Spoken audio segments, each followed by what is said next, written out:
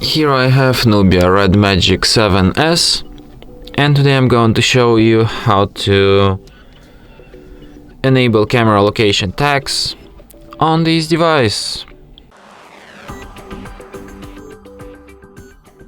So to do this, firstly you have to open camera, then tap on the gear icon here, and here you can find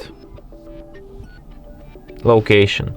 Just enable it like this, then tap while using the app, and now you can switch this feature all you want, just like this. And that's it. Thanks for watching. If you find this tutorial useful, don't forget to hit that like button and subscribe to our channel.